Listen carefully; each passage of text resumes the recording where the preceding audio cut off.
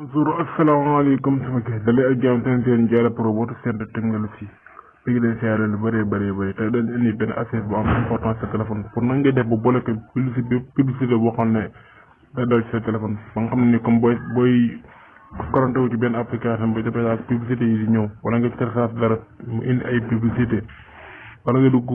Google di télécharge dara ba ci am mu indi ay publicité yooyu wala nga télécharge benn application noonu pour moom lañ leen fas yéene indil avant loolu nag képp koo xam ne abonné wu na nga abonné partagé like la vidéo képp koo xam ne nag gan nga ci page bi te chaîne bi ci abonné wu na nga bës bouton s'abonné bi nga aimé vidéo bi partagé ko te nga sa commentaire ngir ma ñëw dooleel let's go mu mën leen après da ngay ñëw nii Google Chrome après bu ñu Google Chrome après nga ñëw ci trois petits points yi ci kaw nii après nga cliqué ko boo cliqué après nga ñëw fi ñuy bindal paramètre après nga daa koy cliqué boo cliqué paramètre après da ngay ñëw fii nga wàcc boo wàccee ba fi ñu la defal paramètre de site après nga cliqué ko boo cliqué après nga wàccaat nga ñëwaat ba fi ñu la bindal pop-up moo fi ñu la bindal pop-up et redirection après nga moo fi ñu la def pop-up et redirection après nga daa fay dugg boo cliqué après ba fekkee mu def nii bindal la autorise fi da ngay bës ci nga koy décoché da ngay bës bi déconnecté après daal di génnaat nga ñëwaat ci deuxième bi nga ñëw annonce fii ñu la bindal annonce ne ci deuxième instant fii boobu ci deuxième bi après nga ñëw nga daal di ñëw ba fii ñu la defal nga décoché fii nii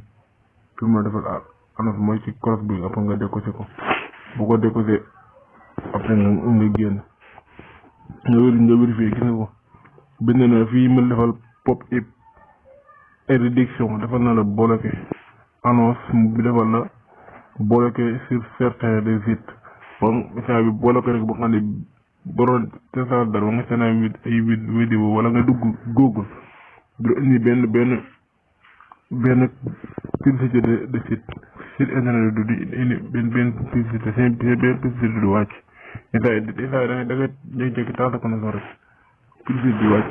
donc fu mu jógee pour na nga def ba boole ko comme nii rek ngay def saa boo dikkee fii rek boo dikkee pop après nga dugg foofu nga décoché ko nga ñëwaat annonce bi nga duggaat boo fekkee mu côté wu nga décoché ko après ni boo ko décoché boo génne lii la lay defal bi ci kaw la defal premier la defal bloqué